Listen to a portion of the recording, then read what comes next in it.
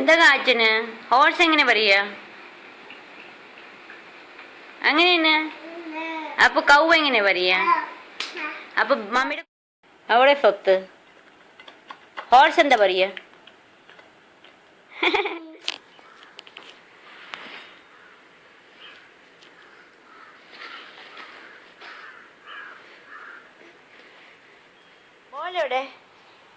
ബോളെവിടെ എന്താ മമ്മൻ കഴിച്ച് ദഹി